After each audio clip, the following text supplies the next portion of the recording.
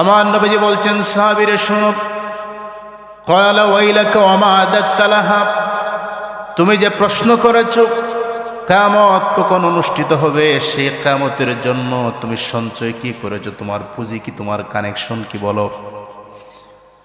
ওই সাহাবী বলছেন, ইয়া রাসূলুল্লাহ, ইয়া হাবিবাল্লাহ, তেমন কোনো পুঁজি নাই, তেমন কোনো কানেকশন নবী আমার কাছে নাই।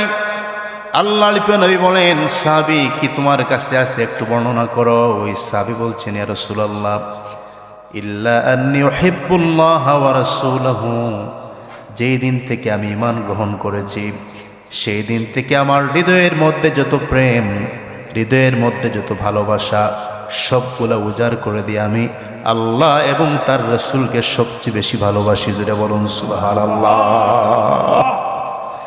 ইয়া রাসূলুল্লাহ, ইয়া হাবিবাল্লাহ, যেই দিন থেকে আমি ঈমান গ্রহণ করেছি নবী গো, আমার হৃদয়ের মধ্যে সবচেয়ে বেশি ভালোবাসি আমি আল্লাহকে। আল্লাহর পরে আমি যাকে সবচেয়ে বেশি মহব্বত করি তিনি হলেন আমার নবী। আমার নবীজি সাহাবীর এই কথাটা শুনে বলছেন, সাহাবীরে শোনো, ক্বালা আনতা মা'a মান আহবাবতা, আমার নবী বলেন, সাহাবী যে যাকে ভালোবাসবে তার সঙ্গেই তার হাসর হবে। বলুন সুবহানাল্লাহ। কারো সাথে যদি চোরের বন্ধুত্ব থাকে তাহলে এই মানুষটার হাসর হবে চোরের সাথে। কারো সাথে যদি ডাকাতের সম্পর্ক থাকে, গভীর সম্পর্ক যদি কোনো ডাকাতের সাথে হয়, তার হাসরটা হবে ডাকাতের সাথে। আর যদি কোনো মানুষের গভীর সম্পর্ক হয় আল্লাহ পাকের মহব্বতের কোনো বান্দার সাথে, কোনো পীরের সাথে, কোনো ওলির সাথে, কোনো আলেমের সাথে, কিংবা আমার নবীর সাথে, আমার নবী বলেন ওই মানুষটার হাসর হবে নবীর সাথে। বলুন সুবহানাল্লাহ। এই কথা শোনার সঙ্গে সঙ্গে আমাদের হৃদয়ের মধ্যে আনন্দ এসেছে কিনা, একটু আওয়াজ দেবেন, আনন্দ এসেছে কিনা? আনন্দ এসেছে। আল্লাহ নবী যখন এই কথা বলেছেন, সাহাবায়ে কেরামের হৃদয়ের মধ্যে এত আনন্দ এসেছে, এত ফুর্তি এসেছে। হযরত আনাস ইবনে মালিক রাদিয়াল্লাহু তাআলা আনহু বলেন, ফামা রাআইতুল মুসলিমিনা ফারিহু বিশাইইন বাদাল ইসলামে ফারাহুম বিহা। আল্লাহ নবী যখন এই কথা বললেন, যে যাকে ভালোবাসবে তার সঙ্গে তার হাসর হবে, এই কথাটা শোনার পরে উপস্থিত সাহাবায়ে কেরাম এত খুশি হয়ে গেলেন। ইসলাম আগমনের পর সাহাবায়ে কেরাম এরকম কোনো দিন খুশি উদযাপন করেন নাই। বলুন সুবহানাল্লাহ। এই কথাটা শোনার পরে সাহাবায়ে কেরাম যে খুশি হয়েছেন, যে পৃথিবীর সব ভালোবাসা বিফল হতে পারে, বান্দার সাথে আল্লাহর ভালোবাসা বিফল হওয়ার নয়। পৃথিবীর সমস্ত সম্পর্ক ছিন্ন হতে পারে, উম্মতের সাথে নবীর সম্পর্ক ছিন্ন হওয়ার মতো নয়। জোরে বলুন সুবহানাল্লাহ। ছেলেকে ভালোবেসেছেন, ছেলে আপনাকে ভুলে যেতেও পারে। মেয়ের জন্য সব কিছু উজাড় করে দিয়েছেন, মেয়ে মা নাও ডাকতে পারে, কিন্তু আল্লাহ এবং নবীর সঙ্গে আপনার যে সলুক, আপনার যে সম্পর্ক, এই সম্পর্কটা কিয়ামত পর্যন্ত এটা শেষ হবে না। জোরে বলুন সুবহানাল্লাহ। আর আমরা তো দেখিও সেটা বাস্তবতা। পৃথিবীর মানুষের ভালোবাসা যেখানে শেষ হয়ে যায়, আমার আল্লাহ নবীর ভালোবাসা সেখান থেকে শুরু হয়ে যায়। বলুন সুবহানাল্লাহ। পৃথিবীর মানুষের আপনাকে কাঁধে বহন করে যখন তারা কবর পর্যন্ত নিয়ে যায়, নিয়ে যাওয়ার পর ধীরে ধীরে মাটি দিয়ে সবাই চলে আসে, সবাই চলে যায় আপন আপন ঘরে, ওই জায়গা থেকে আমার রব, আমার নবীর মহব্বত ওই জায়গা থেকে শুরু হয়ে যায়। জোরে বলুন সুবহানাল্লাহ। তাহলে সবার ভালোবাসা যেখানে শেষ, আল্লাহ এবং নবীর ভালোবাসা সেখান থেকে শুরু হয়ে যায়। সম্মানিত হাজিরিন, এজন্য আমরা আউলিয়া কেরামের সাথে সম্বন্ধ কায়েম করার মূল যে কারণ, যে কনসেপ্ট, সেটা হচ্ছে আউলিয়া কেরামের শরণাপন্ন হলে মানুষ আদনা থেকে আলা হয়ে যায়। আল্লাহর ওলিদের কাছে মানুষ আদনা হয়ে আসে, ছোট হয়ে আসে, আর মানুষ ওনাদের কাছ থেকে চলে যায় বড় হয়ে। জোরে বলুন সুবহানাল্লাহ। এরকম একটা দুইটা না, শত শত হাজার হাজার উদাহরণ এই পৃথিবীর জমিনের মধ্যে আছে কিনা একটা আওয়াজ দিয়ে বলেন। অসংখ্য।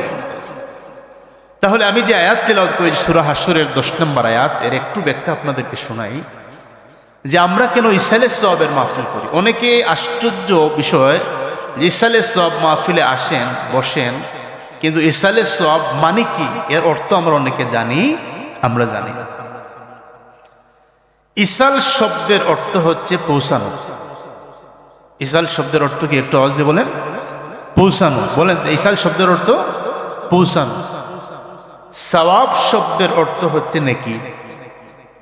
তো ইসালের সওয়াব মানে হচ্ছে নেকি পৌঁছানো। এখন আপনারা বললেন যে মনে মনে হুজুর কোন জায়গায় পৌঁছাবো, কে পৌঁছাবে, কেন পৌঁছাবে, কোন কারণে পৌঁছাবে, এগুলো আসে কিনা একটু আওয়াজ দিয়ে বলেন। আসে। ইসালের সওয়াব হচ্ছে জীবিতরা নেক আমল করে মৃতদের কবরের মধ্যে ওই আমলের সওয়াব পৌঁছে দেওয়া। বাংলায় এটাকে বলে পুণ্য পৌঁছানো, সওয়াব পৌঁছানো, আর আরবিতে বলে ইসালের সওয়াব। আওয়াজ দিয়ে বলেন, আরবিতে বলে। তো আমরা যদি বাংলায় বলি যে আমি আমার আব্বার কবরের মধ্যে একটু পুণ্য, একটু নেকি পৌঁছাতে চাই, কোনো ফতোয়া আসে না। আর যদি আরবিতে বলা হয় আমি আমার বাবার একটু ইসালের সওয়াব করতে চাই, তাহলে বেদাতের ফতোয়ার কোনো অভাব হয়? জানি না আরবি ভাষার উপরে ওনাদের এত রাগ কেন, কথা বুঝতেছেন আপনারা? বাংলা বললে কোনো অসুবিধা নাই, কিন্তু আরবি বললে এর সমস্যা হয়ে যায়। তাহলে ইসালের সওয়াব পুরো আহলুস সুন্নাত ওয়াল জামাতের মত। কি বললাম? আংশিক না পুরা? পুরো আহলুস সুন্নাত ওয়াল জামাতের মতে জীবিতরা নামাজ, রোজা, হজ, যাকাত, কুরআনুল কারীমের তেলাওয়াত, ভালো কাজ, দান খয়রাত এগুলা করে মৃতদের ইসালের সওয়াব করা আহলুস সুন্নাত ওয়াল জামাতের মতে এটা হচ্ছে উত্তম একটা আমল, এবং এর মাধ্যমে কবরের মধ্যে মুর্দাগানগণ উপকৃত হন। জুড়ে বলুন সুবহানাল্লাহ। যেমন একজন ধার্মিক বাবা, ওনাকে যদি বলা হয় যে আপনি আপনার ছেলের পিছনে তো শ্রম কেন দিলেন, মাথার গামটা আপনি কেন পায়ে ফেলালেন, আপনি কেন দেশ থেকে দেশান্তর আপনি ভ্রমণ করলেন আপনার সন্তানের জন্য, তার কারণটা কি? ওই ধার্মিক পিতা জবাব দিবে তার কারণ হলো পৃথিবীর কোনো ইনকাম খাওয়ার জন্য না, পৃথিবীর কোনো সম্পত্তির লোভে নয়। আমার সন্তানের পিছনে আমি যেই শ্রম দিলাম, যেই পরিশ্রম করলাম, একমাত্র তার কারণ হলো যেই দিন আমার জীবন সূর্যটা অস্তমিত হয়ে যাবে, পৃথিবীর জমিন থেকে আমি বিদায় নেব, ওই দিন আমার সন্তান আমার কবরের পাশে যখন দাঁড়িয়ে আল্লাহ পাকের কুরআনুল কারীম থেকে যখন তেলাওয়াত করবে, আমার সন্তানের পিছনে শ্রম দেওয়া সেই দিন আমার সফল হয়ে যাবে। জুড়ে বলুন সুবহানাল্লাহ। মাকে গিয়ে যদি জিজ্ঞাসা করা হয় যে আম্মা আপনি কেন, আপনি জানেন যে ডেলিভারির সময় হয়তো আপনি জীবিতও থাকতে পারেন, অথবা আপনি পৃথিবীর জমিন থেকে বিদায়ও নিতে পারেন, কেন আপনি এই রিস্কটা নিলেন? যেই রিস্কটা পৃথিবীর কোনো মানুষ আমার জন্য নেবে না, কেন আপনি এই কঠিন রিস্কটা আপনি নিলেন? মা, তার কারণ কি? আপনার মা বলবেন তার কারণ হলো পৃথিবীর কোনো স্বার্থে আমি তোমাকে ভালোবাসি নাই, পৃথিবীর কোনো স্বার্থে আমি তোমাকে ডেলিভারি দেই নাই, তার একমাত্র কারণ হলো আমার সন্তান, জানো পৃথিবীর জমিন থেকে যখন বিদায় নেব তখন তুমি আমার নামটা নিয়ে পৃথিবীর মধ্যে যখন দোয়া করবে, আল্লাহর হাবিব বলেন সন্তানের দোয়াটা পিতামাতার হোক আল্লাহ পাক খবরের মধ্যে কবুল করেন। বলুন সুবহানাল্লাহ।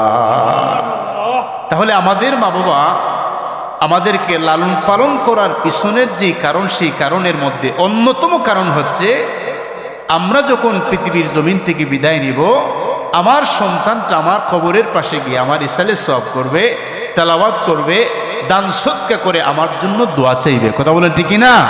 তাহলে ইসালের সওয়াব এটা হালাল না হারাম, জায়েজ না নাজায়েজ, একটু আওয়াজ দিয়ে বলেন। এবং পবিত্র কুরআনুল কারীমের মধ্যে আল্লাহ পাক সূরা হাশরের 10 নম্বর আয়াতে আল্লাহ নিজে শিক্ষা দিয়েছেন আমাদের। আল্লাহ পাক বলেন والذين جاءوا من بعدهم يقولون ربنا اغفر لنا ولإخواننا الذين سبقونا بالإيمان আল্লাহ পাক বলেন والذين جاءوا من بعدهم, যারা তাদের পরে আসে। কথাগুলো খুব কঠিন, একটু মনোযোগ সহকারে আপনারা বোঝার চেষ্টা করবেন। والذين جاءوا من بعدهم, যারা তাদের পরে আসে। যদিও এটা সাহাবাই কেরামের সময় আয়াতটা নাজিল হয়েছে, সাহাবাই কেরামদেরকে বোঝানো হয়েছে, কিন্তু কিয়ামত পর্যন্ত অর্থটা হলো আম। যেমন আমাদের পূর্বে আমাদের বাবা ছিলেন, আমাদের দাদা ছিলেন, আমাদের নানা ছিলেন, আমরা হলাম তাদের পরবর্তী জেনারেশন। আবার আমরাও পৃথিবীর জমিন থেকে বিদায় নেব, আমাদের পরে আরেকটা জেনারেশন পৃথিবীর মধ্যে আসবে কিনা একটু আওয়াজ দিয়ে বলেন। তো আল্লাহ বলেন ওয়াল্লাযীনা জাউ মিন বাদিহিম, যারা তাদের পরে আসে, মানে কিয়ামত পর্যন্ত আমর্ত নেন আপনি, যারাই generation by generation generation by generation যারা পৃথিবীর মধ্যে আসবে, তো আল্লাহ বলেন তারা আল্লাহ পাকের দরবারে দোয়া করে, ওয়াল্লাযীনা জাউ মিন বাদিহিম ইয়াকুলুনা, তারা বলবে রব্বানা ইগফির লানা, আল্লাহ আপনি আমাদেরকে ক্ষমা করেন। আওয়াজ দিয়ে বলেন আমাদেরকে ক্ষমা করেন। ওয়ালি ইখওয়ানিনাল্লাযীনা সাবাকুনা বিল ঈমান, এবং আমাদের পূর্বে যারা ঈমান নিয়ে কবরে চলে গেছেন, আদম আলাইহিস সালাম থেকে শুরু করে আজ পর্যন্ত যত মানুষ চলে গেছেন, আল্লাহ প্রত্যেককে আপনি যারা ঈমান নিয়ে কবরে চলে গেছেন তাদেরকেও মাফ করে দেন। এটা কি কোরআনের শিখানো না আমার শিখানো কথা? একটু আওয়াজ দিয়ে বলেন। আল্লাহ পাক বলেন তারা দোয়া করে রব্বুল আলামিন আপনি আমাদেরকে ক্ষমা করে নেন, আমাদের পরে আমাদের পূর্বে যারা ঈমান নিয়ে যারা কবরের মধ্যে চলে গেছেন আপনি তাদেরকেও ক্ষমা করে দেন। এখন প্রশ্ন হলো, আপনি আপনার কবর থেকে যদি দোয়া পেতে হয়, শর্ত কিন্তু একটা দামি সম্পদ লাগবে। সেই দামি সম্পদটার নাম হলো আপনার ঈমান। বলুন সুবহানাল্লাহ। আর আউলিয়ায়ে কেরামগণ, আল্লাহর ওলিগণ সারা জীবনের সাধনা, সমস্ত জীবনের পরিশ্রম হচ্ছে মানুষের ঈমান এবং আমলকে হেফাজত রাখার জন্য। কথা বলেন ঠিক কি না? ঈমান। শুধুমাত্র আরেকটা কথা আপনাদেরকে বলি, আমাদের একটা মিসকনসেপশন আছে, সেটা হচ্ছে কি যে আমরা মনে করি যে আমার ছেলে মেয়ে আত্মীয় স্বজন যদি না থাকে আমার ইন্তেকালের পর কেউ আমাকে মনে করবে না। ভুল কথা এটা। আপনি যদি শুধুমাত্র একটা কোয়ালিটি নিয়ে যদি আপনি কবরে যেতে পারেন, আমি কুরআনুল কারীমের আয়াত থেকে আজকে আপনাকে বুঝিয়ে দিব, আপনার জন্য পৃথিবীতে দোয়ার কোনো অভাব হবে না। জোরে বলুন সুবহানাল্লাহ। বলেন তো শাহজালাল রহমতুল্লাহ আলাইহির ছেলে কয়জন? একজনও নাই। কথা বলুন না, কয়জন? মেয়ে কয়জন? জিয়ারতের অভাব আছে? জিয়ারতের অভাব আছে? আচ্ছা, এখন আপনি ঈমান নিয়ে যখন চান্দগ্রাম একটা কবরস্থানের মধ্যে আপনার সমাধি হলো, কবরের মধ্যে ঈমান নিয়ে আপনি কবরের মধ্যে চলে গেলেন। এখন হাজিরা হজ করতেছে, হজ করে দোয়া করতেছে কি, রব্বানা ইগফির লানা ওয়া লি ইখওয়ানিনাল্লাযীনা সাবাকুনা বিল ঈমান, আল্লাহ আমাদেরকে ক্ষমা করেন আর আমাদের পূর্বে যারা ঈমান নিয়ে কবরে গেছে তাদেরকে ক্ষমা করুন। তো এই দোয়াটা আপনার কবরে আসলো কিনা একটু আওয়াজ দিয়ে বলেন। আচ্ছা, মনে করেন আমেরিকার জমিনের মধ্যে একজন মুসলিম ভাই নামাজ পড়তেছে, তো নামাজের পরে সে দোয়া করতেছে কুরআনুল কারীমের শিখানো দোয়া, রব্বানা ইগফির লানা ওয়া লি ইখওয়ানিনাল্লাযীনা সাবাকুনা বিল ঈমান, আল্লাহ আমাকে ক্ষমা করেন আর আমাদের পূর্বে যারা ঈমান নিয়ে কবরে চলে গেছে তাদেরকেও ক্ষমা করেন। আপনার কবরে ওই আমেরিকা থেকে দোয়াটা আসলো কিনা একটা আওয়াজ দিয়ে বলেন। এজন্য আপনি যদি ঈমান নিয়ে কবরের মধ্যে যেতে পারেন, আপনার জন্য দোয়ার কোনো অভাব হবে না। আপনি যদি ঈমান নিয়ে কবরে যেতে পারেন, আপনার জন্য মাগফিরাতের কোনো অভাব হবে না। আপনি যদি ঈমান নিয়ে কবরের মধ্যে যেতে পারেন, পৃথিবীর সমস্ত মুসলমান আপনার জন্য দোয়া করবে, ঈমানদার আপনার জন্য দোয়া করবে, আর তাদের দোয়াগুলো আল্লাহ পাক ঈমান নিয়ে যাওয়ার কারণে আপনার হকের মধ্যে আল্লাহ পাক পৌঁছে দিবেন। বলুন সুবহানাল্লাহ। তাহলে আমরা একটা পেলাম ইসালে সওয়াবের কথা, বুঝতেছেন আপনারা? খুব গভীর মনোযোগে আপনারা শুনবেন, আজকে আপনার ইসালে সওয়াব সম্পর্কে জানতে পারবেন। দ্বিতীয় নাম্বার, আমার নবীজি বলছেন উম্মতি উম্মাতুম মারহুমা, আমার উম্মত হচ্ছে উম্মতে মারহুমা। এই যে আমরা যে বলি মরহুম, ইন্তেকালের পরে কি বলি একটু আওয়াজ দিয়ে বলেন, মরহুম। আমার নবীজি বলেন আমার সমস্ত উম্মত হচ্ছে মরহুম। জোরে বলুন সুবহানাল্লাহ। এরা আল্লাহর পক্ষ থেকে রহম প্রাপ্ত। আল্লাহর পেনে বলেন উম্মতি উম্মাতুম মারহুমা তাদখুলু কুবুরহা বিযুনুবিহা। আমার নবীজি বলছেন আমার উম্মতেরা হলো উম্মতে মরহুমা, গুনাহ নিয়ে তারা কবরের মধ্যে যাবে।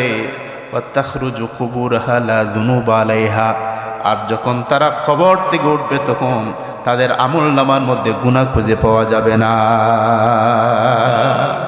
কি কথা! নবীজি বলেন আমার উম্মত গুনাহ নিয়ে কবরের মধ্যে যাবে, আর কবর থেকে যখন উঠবে তখন অনেকের আমলনামায় সেই গুনাহ খুঁজেও পাওয়া যাবে না। জোরে বলুন সুবহানাল্লাহ। এখন তো প্রশ্ন হলো যে গুনাহটা মাফ হলো কিভাবে? কে এটা মাফ করলো? কিভাবে এটা মাফ পেল? দেখেন, এই যে আমরা বড় হাফিজ সাহেব রহমতুল্লাহ আলাইহিকে যেরকম স্মরণ করি, এই মাহফিলের সাথে যদি আপনার সম্পর্ক থাকে, আপনার ইন্তেকালের পরেও এই সিলসিলা থেকে একটা সওয়াব এবং দোয়া আপনার খবরে চলে যাবে। আর এই সিলসিলা থেকে যদি আপনি বাদ পড়ে যান, ওই সিলসিলার মধ্যে তো ইসালে সওয়াবই নাই, দোয়া তো আর যাওয়া অনেক দূরের কথা। কথা বলেন ঠিকই না? এখানে তো বন্ধ হয়ে যাবে। এখানে আল্লাহর বিনয় বললেন কবর থেকে তারা গুনাহমুক্ত হয়ে উঠবে। তার কারণ কি? নবীজি বলেন তার কারণ হলো বিল ইস্তিগফারিল মুমিনিনা লাহা। ওই উম্মতগুলা খবরে যাওয়ার পরে, যখন তারা খবরের মধ্যে চলে গেল, খবরে যাওয়ার পরে অনেক মুমিন তো পৃথিবীর মধ্যে জীবিত ছিল। কথা বলেন ঠিক না? জীবিত ছিল, কিন্তু ওই উম্মতগুলা খবরে যাওয়ার পর তাদের জন্য জীবিত মুমিনেরা ইস্তিগফারের দোয়া করেছে।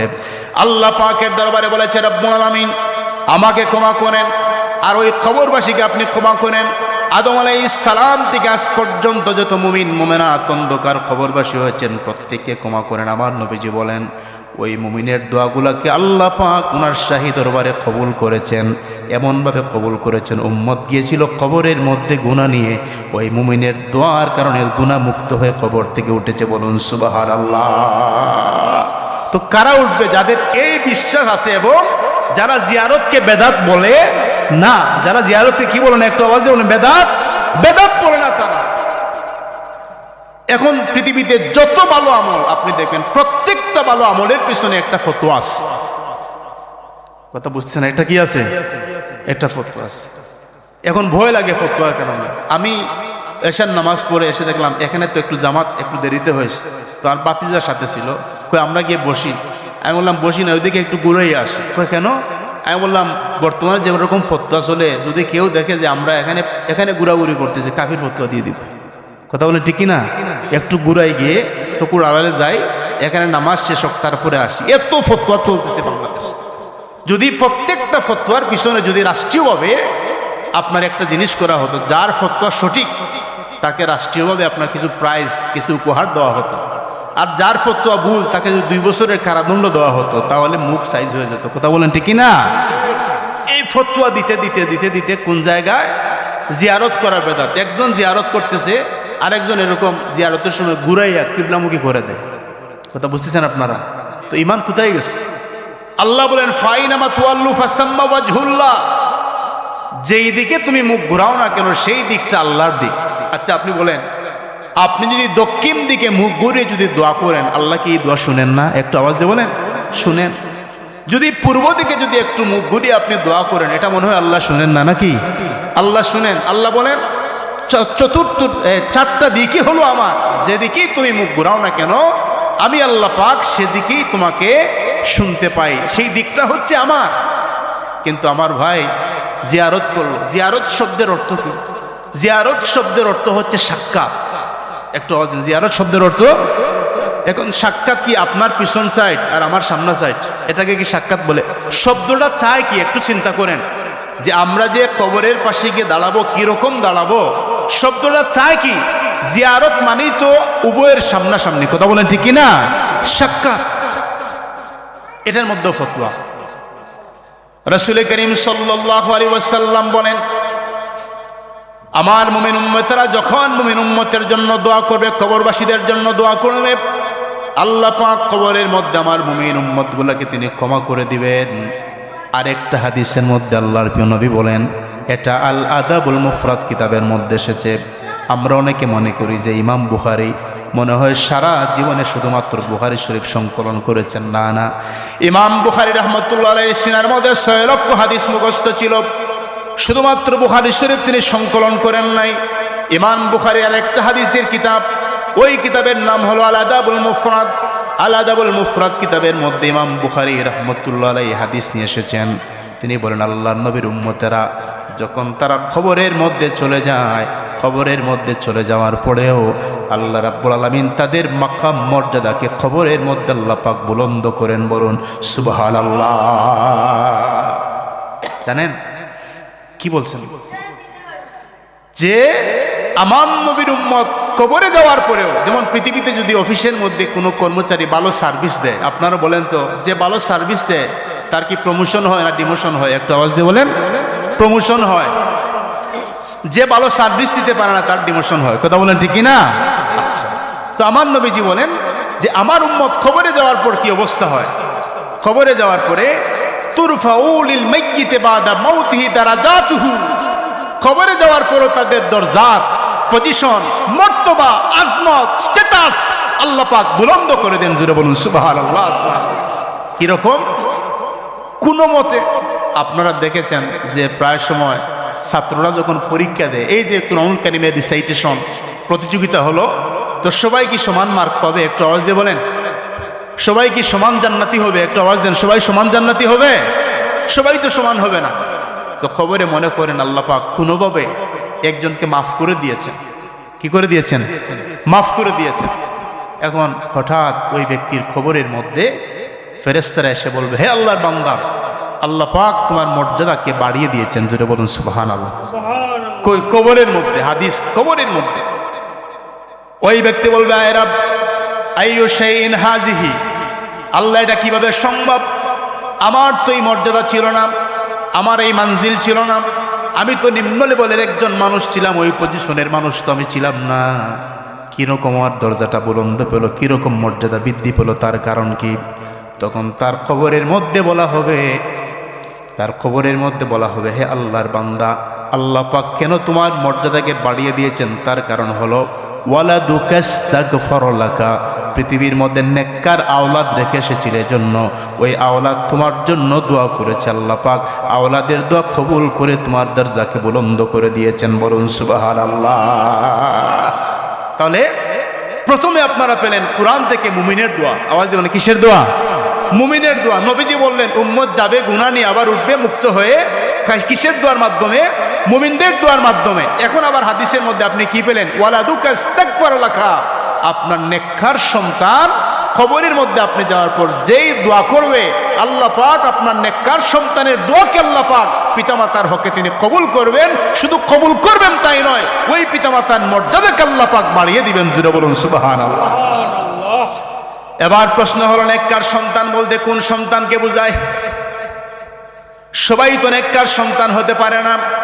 কিছু কিছু সন্তান আমাদের সমাজের মধ্যে বাবার ইন্তেকালের পরে বাবার জন্য অস্ত্র সিক্ত হলো, জোর জোর করে চোখের পানিগুলা জমিনের মধ্যে পড়ে গেল। কান্নার মেয়াদ হলো মাত্র 2 দিন বা 1 দিন। কথা বলেন ঠিক না?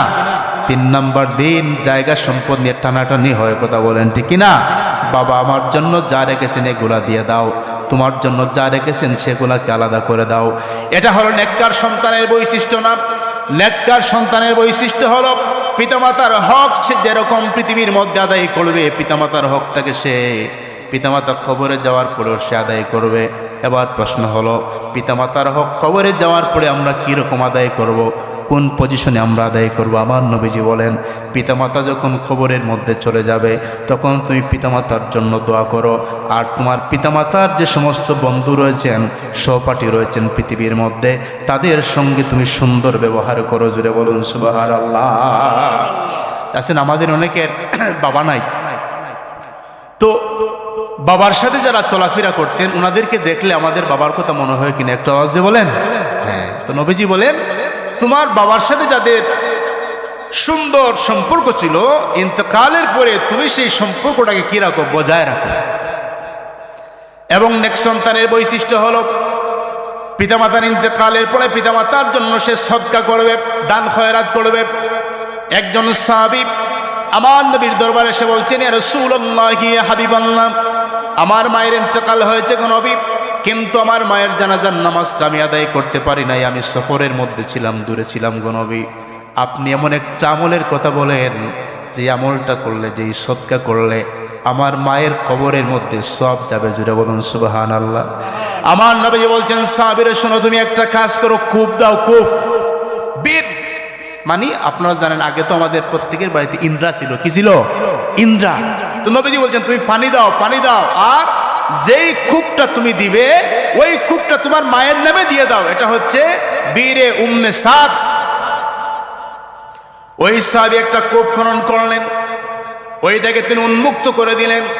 এবার যদি প্রশ্ন করা হয়, আল্লাহ নবীকে গিয়ে সাহাবী জিজ্ঞাসা করলেন, নবী আপনি এমন একটা সদকার কথা বলেন যে এই সদকাটা দিলে আমার মা সওয়াব পাবে।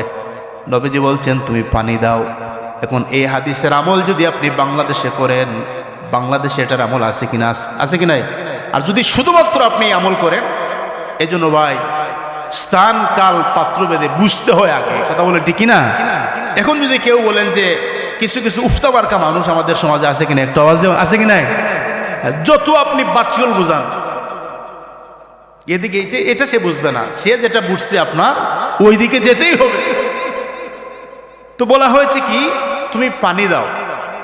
এখন বাংলাদেশের প্রেক্ষাপট বলেন তো, আরবের মধ্যে সবচেয়ে দামি জিনিস কি? একটু কথা বল না, কি?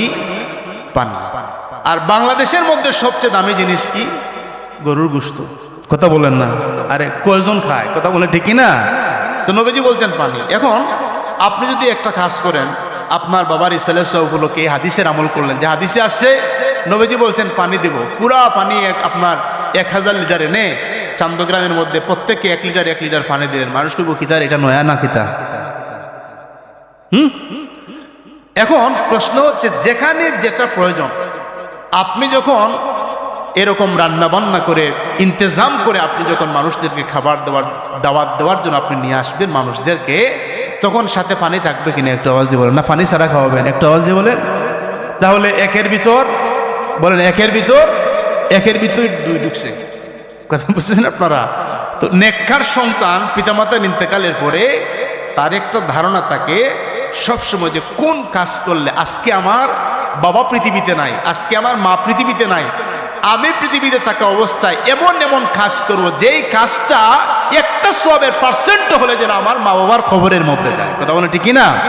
থাকা অবস্থায় যেই সতর্ক ছিলেন, পিতামাতার ইন্তেকালের পরে আপনি আরো সতর্ক অবস্থায় থাকতে হবে, কারণ আপনার থেকেও তারা খবরের মধ্যে কষ্ট পায়, আবার আপনার আমল থেকেও তারা খবরের মধ্যে সুখও পায়। জোরে বলুন সুবহানাল্লাহ।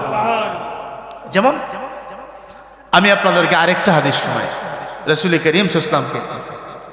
প্রিয় নবী সাল্লাল্লাহু আলাইহি ওয়াসাল্লাম বলছেন, উম্মতেরা তোমরা একটা কাজ করো। যাই হোক, এটা বলতেছি পরে, আগে আরেকটা বলি, মনে হয়ে গেছে এটা, যে মেশকাত শরীফ আমাদের সারা বাংলাদেশের আপনার সিলেবাসভুক্ত একটা হাদিসের কিতাব, হাদিসের একটা কিতাব। তো এর 32 নম্বর পৃষ্ঠার মধ্যে একটা হাদিস রয়েছে। এটা আপনারা প্রায় যখন জানাজার নামাজে যান, আপনারা সবাই মোটামুটি এটা শুনেন। জানাজার নামাজ আমি বললেই আপনাদের মনে হয়ে যাবে এটা, কিন্তু এটা ইসালে সওয়াবের জ্বলন্ত প্রমাণ একটা হাদিস। এটা কি? ইজা মাতাল ইনসানু ইনকাতা আনহু আমালুহু ইল্লা মিন সালাস। রাসূল করিম সাল্লাল্লাহু আলাইহি ওয়াসাল্লাম বলেন, যখন মানুষ পৃথিবীর জমিন থেকে বিদায় নেয়, বিদায় নেওয়ার পরে মানুষের আমলের দরজাকে ক্লোজ করে দেওয়া হয়, আমলের দরজাকে বন্ধ করে দেওয়া হয়। কেউ যদি চায় কবরের মধ্যে কি নামাজ পড়বে, এটা সম্ভব না? অসম্ভব? একটু আওয়াজ দিয়ে বলেন অসম্ভব। এটা কারণ নবীদের কথা ভিন্ন। ইন্নাল আম্বিয়া আহইয়াউম ফি কুবুরিহিম ইউসাল্লুনা, সমস্ত নবীগণ কবরের মধ্যে জীবিত এবং তারা নামাজ পড়েন। আমাদের এই সুযোগ হতেও পারে নাও, এই সুযোগ নেই, আমলের দরজাকে আল্লাহ পাক বন্ধ করে দেন। কিন্তু মহান রব্বুল আলামিন 3টা জিনিসের সাথে যে বান্দাগুলো পৃথিবীর মধ্যে সম্পৃক্ত ছিল, সম্পর্ক রেখেছিল, ওই 3টা জিনিস থেকে তার কবরের মধ্যে কিয়ামত পর্যন্ত সব রেসানি হবে। বলুন সুবহানাল্লাহ। এতক্ষণ আপনারা কি পেলেন? যে সন্তানের কাছ থেকে ইসালে সব, কথা বোঝার চেষ্টা করবেন। তারপরে আপনি পেলেন মুমিনের কাছ থেকে ইসালে সব, তারপরে আপনি পেলেন দানের মাধ্যমে ইসালে সব। এখন আপনি কি পাচ্ছেন? একটা আওয়াজ দিয়ে বলেন, কিসের মাধ্যমে? হ্যাঁ, 3টা জিনিসের মাধ্যমে। 3টা জিনিস কি? 1 নাম্বার হচ্ছে সাদাকাতুন জারিয়া। যেটা বলুন না সুবহানাল্লাহ, সাদাকায়ে জারিয়া। যেমন আপনি মসজিদের মধ্যে একটা ইট দান করলেন, ইটটা দান করার পরে আপনার ইন্তেকাল হলো, আপনি পৃথিবীর জমিন থেকে চলে গেলেন, আপনার দানকৃত ইটটা মসজিদের দেয়ালের মধ্যে ঝুলন্ত অবস্থায় লাগানো ছিল। যতদিন পর্যন্ত আপনার দানের ইটটা মসজিদের দেয়ালের মধ্যে থাকবে, আপনি খবরের মধ্যে শায়িত থাকবেন, ততদিন পর্যন্ত আপনার খবরের মধ্যে একটা সওয়াবের অংশ চলে যাবে। বলুন সুবহানাল্লাহ। যেমন কেউ মসজিদের মধ্যে 1 বস্তা সিমেন্ট দান করেছেন, যতদিন পর্যন্ত এই সিমেন্টটা মসজিদের দেয়ালে বলেন রাস্তার মধ্যে বলেন, এতিমখানায় বলেন, মাদ্রাসায় বলেন, সদকা জারিয়ার যে খাতগুলো রয়েছে ওগুলোর মধ্যে ব্যয় করে যাবেন। আপনার কবরের মধ্যে অটো সব চলে যাবে কিয়ামত পর্যন্ত। এটাও হলো আপনার জন্য একটা ইসালে সব এর যাত্রার প্রবাহমান দান। আপনি দান করেছেন পৃথিবীর মধ্যে, কিন্তু সব পাচ্ছেন কবরের মধ্য থেকে। বলুন সুবহানাল্লাহ। দ্বিতীয় নাম্বার, আপনাদের মনোযোগ একটু আমার দিকে তাকান। দ্বিতীয় নাম্বার, এখন প্রশ্ন হলো যে আমি তো দান করার সেই সামর্থ্য আমার নাই, সেই টাকা পয়সা আমার নাই। সবার তো আর সামর্থ্য সমান না, কথা বলেন ঠিক না? আচ্ছা, সেই সামর্থ্য তো আমার নাই, আমি কি করব? আমার নবীজি বলেন, আও ইলমি ইউনতাফাউ বিহি, যে কল্যাণকর জ্ঞান পৃথিবীর মধ্যে রেখে গেল। কল্যাণকর জ্ঞান মানে কি? হায় হায় হায়, জ্ঞানের যে বেহাল দশা বাংলাদেশের মধ্যে, এটা মনে হয় বিশ্বের কোনো জায়গায় নাই, কথা বলেন ঠিক কিনা? বেহাল একটা দশা। না আছে নৈতিকতার জ্ঞান, না আছে ইসলামের মৌলিক জ্ঞান। ক্লাস 1 থেকে শুরু করে মাস্টার্স পর্যন্ত আপনি স্কুলের দেখবেন, একটা বইয়ের মধ্যেও আল্লাহর হক সম্পর্কে আলোচনা নাই, রাসূলুল্লাহর হক সম্পর্কে আলোচনা নাই, প্রতিবেশীর হক সম্পর্কে আলোচনা নাই, ভাইয়ের হক সম্পর্কে আলোচনা নাই, বোনের হক সম্পর্কে আলোচনা নাই, সমাজের হক সম্পর্কে আলোচনা নাই।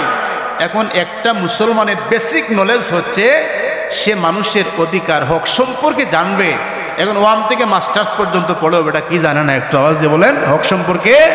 হক সম্পর্কে এজন্য আগে আপনারা বলতেন যে পড়ালেখা করে যে গাড়ি ঘোড়া, আর এখন পড়ালেখা করে যে গাড়ির তলে পড়ি মরে। হে কেন মরে? এই তো মৌলিক শিক্ষা নাই। পড়ালেখা করেছে, চাকরি টাকরি নাই, গাড়ির নিচে ঢুকে মারা যায়। কথা আছে কিনা? একটু আওয়াজ দিয়ে বলেন। তো একজন কোরআনের হাফেজ কি আত্মহত্যা করছে যে চাকরি নাই বলে? একটু আওয়াজ দিয়ে বলেন। প্রয়োজনে মসজিদের ইমামতি করে, প্রয়োজনে মসজিদের মুয়াজ্জিন হয়, প্রয়োজনে হাফিজ মাদ্রাসার ইমাম হয়, তারপরেও তো ইমাম মুয়াজ্জিন আত্মহত্যা করে মারা যায়। আর আরেকটা ডায়লগ বলবেন, এগুলো অনেক শুনে আসছি, আপনি কেন বিরোধিতা করেন যে শিক্ষা হচ্ছে জাতির মেরুদণ্ড? আরে শিক্ষা যদি জাতির মেরুদণ্ড হতো, তাহলে কলমের কুশায় যারা লক্ষ লক্ষ কোটি কোটি টাকা আত্মসাৎ করেছে তারা কি সবাই অশিক্ষিত ছিল? তারা কি ছিল? সবাই ছিল আপনার এলিট শ্রেণীর মানুষ, একবারে হাই এডুকেটেড পারসন, সবচেয়ে হাই লেভেলের শিক্ষিত তারা। এটা কি শিক্ষা জাতির মেরুদণ্ড? না না না না, সুশিক্ষা হচ্ছে জাতির মেরুদণ্ড। কি একটু আওয়াজে বলেন। সুশিক্ষা হচ্ছে জাতির মেরুদণ্ড, কোরআন সুন্নাহর শিক্ষা হচ্ছে জাতির মেরুদণ্ড। এখন তো আপনি কোরআন সুন্নাহ আপনার সন্তানকে না, যে যখন একটু আপনার কথাবার্তা শিখেছে তখন আপনি চিন্তা করতেছেন আপনার সন্তানকে কিরকম ইংরেজি শেখানো যায়। তো ইংরেজি শিখাতে শিখাতে এমনভাবে আপনি তাকে ইংরেজি শিখিয়েছেন 5 মিনিট 10 মিনিট সে খুব ভালো করে ইংরেজিতে বক্তব্য দিতে পারে। আর যদি একবার বলা হয় দেখি একটু সূরা ফাতিহা বলো, কয় আলহামদুলিল্লাহ রাব্বিল আলামিন, নামাজ হবে কিয়ামত পর্যন্ত। একটু আওয়াজ দিবেন, আওয়াজ দেন, হবে না? তো আপনি একজন মুসলমান হিসেবে আপনার সন্তানকে প্রথমে আপনি ইসলাম শিখান, আপনি আপনার সন্তানকে ডাক্তার বানান, এটা ইসলামের জন্য গর্বের বিষয়। আপনি আপনার সন্তানকে ইঞ্জিনিয়ার বানান, এটা ইসলামের জন্য গর্বের বিষয়। কিন্তু এমন ইঞ্জিনিয়ার বানালেন তাকে আপনার কোরআন হাদিসের জ্ঞান দেওয়া হয় নাই, সে রোডের বদলা কি দিবে? কন্যা কি দিবে? বাঁশ দিবে। ইঞ্জিনিয়ার সাহেব এখানে তো রড লাগার কথা, কয় ভাই রড যেটা বাঁশ সেটা। কারণ যার কাছে কোরআন সুন্নাহর জ্ঞান নাই তার কাছে আপনি যতই কিছু বলেন না কেন আমানত কিছু পাবেন। আর আমাদের বাংলাদেশের আরেকটা গুরুত্বপূর্ণ কথা আমি কি নিয়ে আসবো? কষ্ট হচ্ছে আপনাদের? এটা সবচেয়ে ভেরি ইম্পর্টেন্ট আজকের আলোচনায়। আমরা রূপ পাল্টাই নির্বাচনের আগে, এগুলো বলার প্রয়োজন। কথা বলেন ঠিক কিনা? রূপ কখন পাল্টায়? নির্বাচনের আগে। দেখবেন সারা বছর মাথার মধ্যে টুপি নাই, যেই নির্বাচন আসছে এখন ঘুমের ঘরেও বিছানায় টুপি নিয়ে যায়, বউকে বলে সব খুলবা কিন্তু টুপি খুলতে পারবা না। কেন? সামনে নির্বাচন। তারপর নির্বাচনের সময় দেখবেন নামাজ আপনার 5 ওয়াক্ত না 7-8 ওয়াক্ত হয়ে যায়। কিরকম জানেননি? মানে পার্টি তো সাথে থাকে, এখন সব পার্টি নিয়ে বের হয়েছে, বের হওয়ার পরে এক মসজিদে নামাজ পড়ছে, আরেক মসজিদে একটু দেরিতে একামত হচ্ছে, আল্লাহু আকবার আল্লাহু আকবার। আর প্রার্থী কয় চল চল চল চল চল চল, এই তো নামাজ পড়ে, মাত নাই। এখন যত আকামত তত নামাজ, কোনো অক্তর সীমাবদ্ধতা নাই, যেন ফাঁসকি হামা। সামনে কিতা? ইলেকশন। এগুলো আমাদেরকে নৈতিকতা এবং মৌলিক শিক্ষার অভাবেই এগুলা হয়। ইসলাম পূর্ণাঙ্গ জীবন বিধান, আপনাকে যে পূর্ণাঙ্গ জীবন বিধান দিয়েছে ওইটা যদি আপনি থাকেন, আপনার জীবনের সফলতা কেউ টেকাতে পারবে না। আমরা তো সময় বুঝি আমরা রূপ পাল্টাই, যে ভাই দেখি লাল ও ভাই মারি ফাল, লাল দেখে ফাল মারলে হয় না ভাই, মাঝে মাঝে লাল ছাড়াও ফাল মারতে হয়, কথা বলে ঠিক কিনা? এখন কি শিখাবেন সন্তানকে, কিরকম আপনি নেক্সট সন্তান করবেন? আমার নবীজি বলেন হাদিস শরীফের মধ্যে, আদিবু আওলাদাকুম আলা সালাসি খিসালিন। রাসূল করিম সাল্লাল্লাহু আলাইহি ওয়াসাল্লাম বলছেন, উম্মত তোমরা তোমাদের সন্তানগুলোকে তিনটি বিষয়ের শিক্ষা দাও। কয়টি বিষয়ের? একটি আওয়াজ দিয়ে বলেন। তিনটি বিষয়ের তোমরা শিক্ষা দাও। প্রথম নাম্বার, আমার নবীজি বলছেন, উম্মত শোনো, তোমরা তোমাদের সন্তানগুলোকে প্রথম নাম্বার যে শিক্ষা দিবে এটা হলো হুব্বে নবিয়্যিকুম। জোরে বলুন সুবহানাল্লাহ। হুব্বে নবিয়্যিকুম। প্রথম নাম্বার তোমাদের সন্তানের শিক্ষা হচ্ছে আমি রাসূলুল্লাহর প্রেমটাকে শিক্ষা দাও। জোরে বলুন সুবহানাল্লাহ। কারণ নবী হচ্ছেন ঈমান। নবী কি? একটু আওয়াজ দিয়ে বলেন। নবী হচ্ছেন ঈমান, মদিনা হচ্ছে ঈমানের বাড়ি। যারা মদিনা মুনাওয়ারা জিয়ারত করেছেন আপনারা দেখেছেন রওজা শরীফের পাশে লেখা রয়েছে, ইন্নাল ঈমান লা ইয়ারিজু ইলাল মাদিনা কামা তারিজুল হাইয়াতু ইলা হুজরিহা।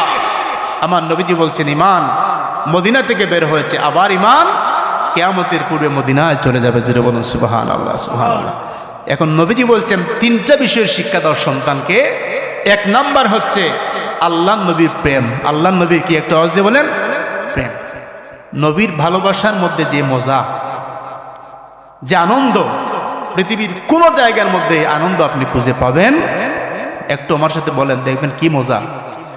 ভালোবাসার জায়গা মদিনা, ভালো লাগার জায়গা, জোরে ভালোবাসার জায়গা মদিনা, ভালো লাগার জায়গা মদিনা। বলেন ভালোবাসার, ভালো লাগার জায়গা, এমন সুন্দর জায়গা কোথাও পাবে না, সাজিয়েছেন মালিক রব্বানা। ভালোবাসার জায়গা, ভালো লাগার জায়গা মদিনা, ভালোবাসার জায়গা। আচ্ছা, এক নাম্বার নবীজি বলছেন হুব্বে নবিয়্যিকুম, সন্তানগুলাকে নবীর প্রেম শিখাও। ইয়া রাসূলুল্লাহ, কি রকম শিখাবো ফিতনা ফাসাদের জামানায়? একটু নবীর প্রেমে দাঁড়ালেই ফতোয়া আসে বেদাতের, কথা বলেন ঠিক কিনা? দুনিয়ার কাজে সারাদিন দাঁড়িয়ে থাকেন, কেউ ফতোয়া দিবে না। নবী গো, যেই আপনাকে মহব্বত করলাম, ফতোয়া আসলো বেদাতের। যখনই কোনো অলির জিয়ারতের জন্য দাঁড়ালাম, ফতোয়া আসলো বেদাতের। তার কারণটা কি? শুধু বেদাত না, কবর পূজারি, আরো কত কিছু। বলেন আসুক, একটার পরে একটা আসুক, কোনো কথা নাই, দেন দিতে থাকেন, অসুবিধা নাই। কিয়ামতের ময়দানে তো বলবো, ইয়া রাসূলুল্লাহ, আপনাকে ভালোবেসেছিলাম, বেদাতি বলেছে, আর ওলিদের সাথে থেকেছিলাম বলে তারা আমাদেরকে বাজে বাজে কথা বলেছে। কথা বলেন ঠিক না? আর অলির সাথে থেকে ভাই কুকুরও জান্নাতি হয়। কথা বলেন ঠিক না? কুকুরও কি হয়? কোরআনের দলিল, কুকুরও জান্নাতি হয়।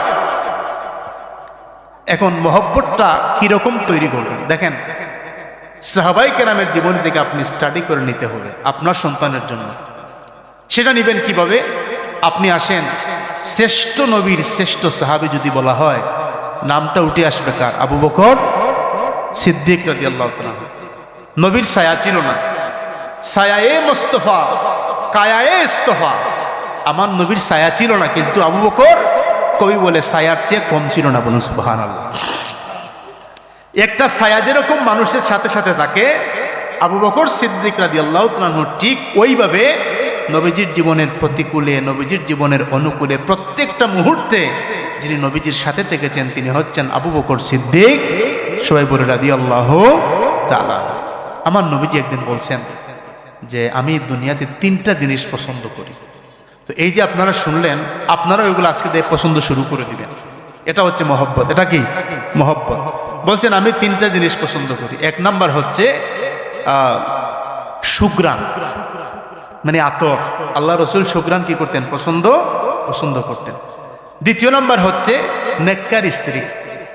নেককার স্ত্রী, যাদের ঘরের মধ্যে নেককার স্ত্রী আছে, ওনাকে গালি দেওয়া যাবে? গালি দেওয়া যাবে।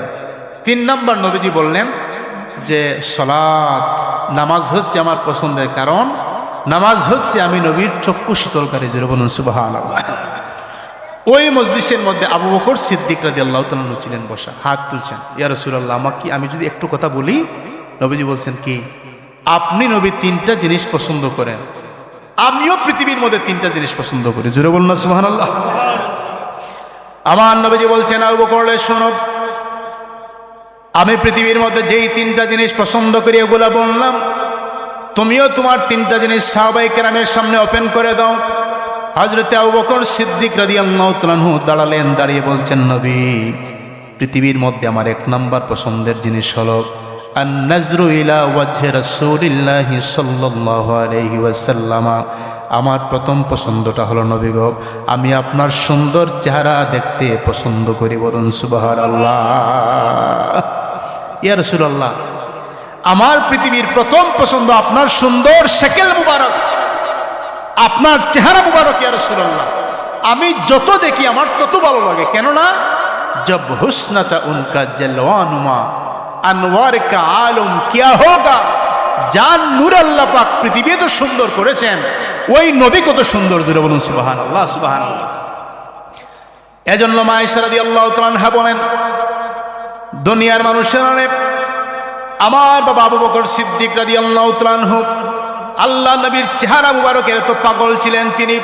আমার বাবা যখন, তারাও তো হুজুর হুজুর তো বলতেছে, তিনিও তো আল্লাহর দিকে বলতেছে, আপনিও তো আল্লাহর দিকে বলতেছেন, হুজুর আমরা কোন দিকে যাব? হায় হায়, এখন বোঝা যায় দুনিয়ার সবচেয়ে বড় আড়ুয়া মানুষ তাই। কথা বুঝতেছেন আপনারা? এখন আর মানে কিছু বুঝেন না কি, উনি একদম সরল সহজ একজন মানুষ হয়ে যান না। আপনাকেও বুঝতে হবে, কারণ নবী হচ্ছেন আপনার ইমান, নবী হচ্ছেন আপনার ইমান। নবী সম্পর্কে যদি কেউ বাজে কোনো কথা বলে, আমি তাকে সঙ্গে সঙ্গে আমার জীবন থেকে আমি তাকে ডিলিট করে দিব। কথা বলেন ঠিক কিনা? তার প্রয়োজন নাই, আমার নবীর প্রয়োজন। কোনো মানুষের প্রয়োজন নাই, আমার নবীর প্রয়োজন। কারণ সবাই যখন আমাকে ছেড়ে চলে যাবে, আমার নবী যখন আমার আপন হয়ে যাবে। কথা বলেন ঠিক কিনা? নবী ছাড়া তো আমার কোনো উপায় নাই। এখন প্রশ্ন হলো, ওই যে ছোট ছোট ছোট ছোট, এখানে এক একটা কথা বললে এক একটা কথার পিছনে আরো হাদিস আছে। এখানেও এই যে বলছি, আরো 2-3টা হাদিস এসে গেছে চোখের সামনে। একটা একটা কথার নাম লতা। কথার নাম কি? কথার নাম লতা, এদিক ওই দিক চলে যায়। তো এটা বলতে গেলে একটা হাদিস যে তুই এসেছে, এটা আপনাদেরকে একটু বলে ফেলি যে আমার নবীজি এই আনসার দিচ্ছেন যে ওই যারা বলে যে হুজুর কোন দিকে যাব, আপনিও বলেন আল্লাহর দিকে, উনিও বলে আল্লাহর দিকে, আপনিও বলেন নবীর দিকে, উনিও বলেন নবীর দিকে, বলে হাফিজ সাহেব বলেছেন নবীর দিকে, আরেকজন হাফিজ সাহেব বলেছেন নবীর দিকে, তো আমরা হুজুর কোন দিকে যাব? এই প্রশ্নের আনসার আমার নবী আজ থেকে 1500 বছর আগে দিয়েছেন। বলুন সুবহানাল্লাহ। কি দিয়েছেন নবীজি? দেখেন, আমার নবীজি একবার সাহাবায়ে কেরামদেরকে নিয়ে মরুভূমির দিকে যাত্রা শুরু করলেন। নবীজির হাতের মধ্যে ছিল একটা লাঠি। কি ছিল? একটা আওয়াজ দিয়ে বলেন। লাঠি ছিল। তো এই লাঠি দ্বারা আল্লাহর নবী মরুভূমির উত্তপ্ত বালুকোনার মধ্যে একটা সরল রেখা অঙ্কন করলেন। সরল রেখা মানে এরকম সোজা একটা টান দিলেন বালুর মধ্যে দিয়ে সাহাবায়ে কেরামদেরকে বলতেন, সাহাবীরা, হাযা সাবিলুল্লাহ, এটা হলো আল্লাহর পথ। হাযা সাবিলুর রুশদ, হাযা সিরাতি মুস্তাকিমান, এটা হচ্ছে সিরাতে মুস্তাকিম, আল্লাহ পাওয়ার পথ, জান্নাতের পথ, আল্লাহ পাকের সন্তুষ্টির পথ। বলেন তো এটা সোজা না বাঁকা? সোজা। তো আজকে আমি আপনাদেরকে সোজা রাস্তা বলতেছি, সোজা এটা। এখন আপনি যখন নামাজ পড়লেন, নামাজের মধ্যে আপনি কি বলছেন? ইহদিনাস সিরাতাল মুস্তাকিম সিরাতাল লাযিনা আনআমতা আলাইহিম। কি বলছেন?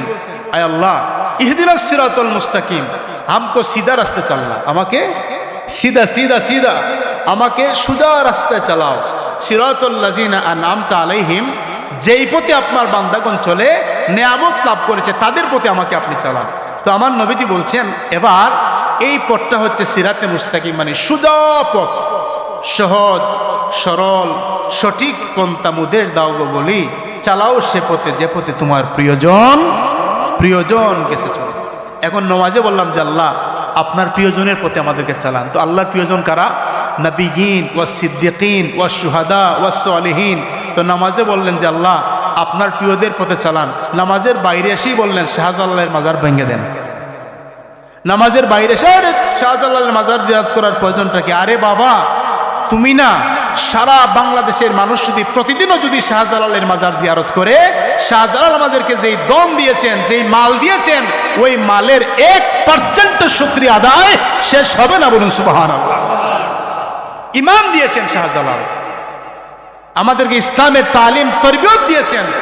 বর্তমান প্রেক্ষাপটে আপনি যদি কোনো ভালো কোনো স্কলার, বাংলাদেশে এখন তো সব স্কলার, আর বাংলাদেশের সর্বনিম্ন ডিগ্রি শুরু হয় আপনার আল্লামা থেকে। বর্তমানে যদি ফোন দেন যে হুজুর আপনাকে দিয়ে একটু ওয়াজ করাবো, আপনি একটু আসবেন, ওয়াজ করে যাবেন, আর টাকা পয়সা বেশি দিতে পারবো না। হুজুর বললো কি দুঃখিত, সংযোগ দেওয়া। তো বললেন যে হুজুর সংযোগ দেওয়া সম্ভব না। কেন? আরে 50,000 টাকা ছাড়া তো হবে না, সংযোগ দেওয়া সম্ভব হবে না। হুজুর কেন? আরে ভাই কল রাখেন। তো আবার কল দিয়ে নেন, হুজুর আপনি একটু আসেন, একটু কম দিব আপনাকে। হুজুর কই তোমরা কি পাগল হইছো?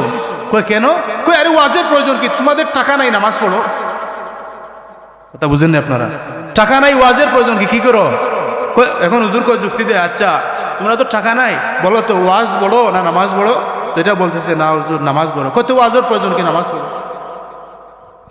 শাহজালাল, শাহপরান, 360 আউলিয়া, ওনাদের সাথে আমরা কি বেওয়াফাই করেছি, আমরা ওনাদের সাথে কি আচরণ করতেছি, যারা নিজের মা বাবা, আত্মীয় স্বজন, আহালা কারিব সবাইকে রেখে সম্পদগুলা বিক্রি করে বাংলাদেশে এসে বিনা শ্রমে বিনা টাকায় আমাদেরকে ঈমান ও ইসলামের তারবিয়ত তালিম দিয়েছেন। উনাদের মতো কি পৃথিবীর কোন ইসলামের খাদেম এই বাংলাদেশের মধ্যে আর খুঁজে পাওয়া যাবে? একটু আওয়াজ দিয়ে বলেন, খুঁজে পাওয়া যাবে?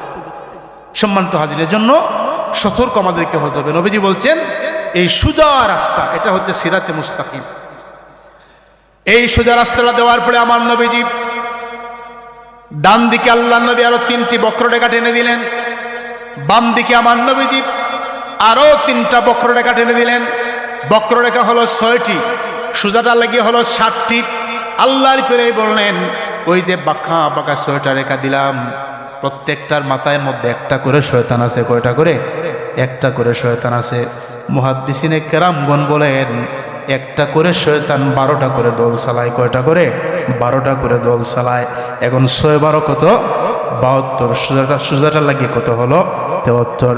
আল্লাহর কোনে বলেন কুল্লুহুম ফিন্নার, প্রত্যেক দলের শেষ ঠিকানা হলো আল্লাহর জাহান্নাম, ইল্লা মিল্লাতান ওয়াহিদা, একটা দলের শেষ ঠিকানা হলো আল্লাহর জান্নাত।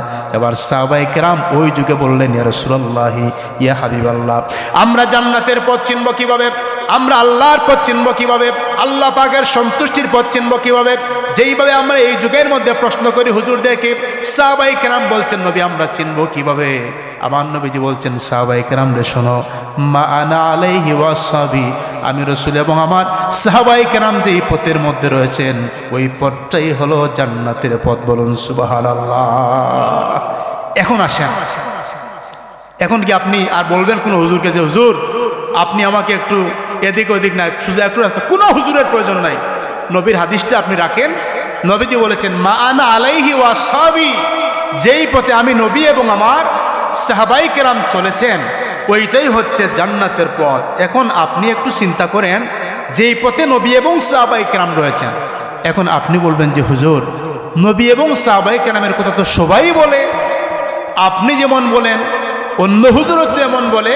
না, আপনাকে এখন বুঝতে হবে কার কলমের মাধ্যমে সাহাবায়ে কেরামের খেলাফ আচরণ, সাহাবায়ে কেরাম সম্পর্কে বাজে লেখা উঠে এসেছে, কার মুখের জবান দ্বারা সাহাবায়ে কেরাম সম্পর্কে বাজে কথা বলা হয়েছে, কার কলমের মাধ্যমে রাসূল করিম সাল্লাল্লাহু আলাইহি ওয়াসাল্লামের শানে খারাপ আচরণ করা হয়েছে, কার জবানের মাধ্যমে আল্লাহ নবীর শানে গুস্তাখি করা হয়েছে। এগুলা তো এখন আমাদের সামনে স্পষ্ট। সবগুলা কথা বলেন ঠিক কিনা? সবগুলো আমাদের সামনে স্পষ্ট। আপনি দেখেন আল্লামা সাহেব কিবলা রহমতুল্লাহ আলাইহি জীবনভর ইসলামের খেদমত করেছেন, উনার বয়ানে আর একটা ভুল হলো না।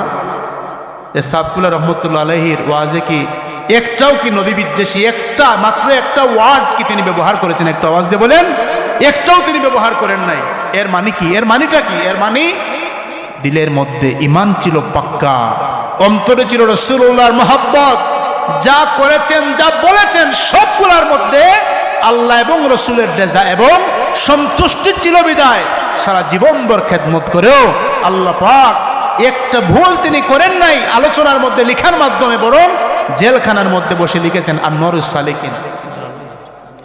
মাশাআল্লাহ মাশাআল্লাহ জি মাশাআল্লাহ।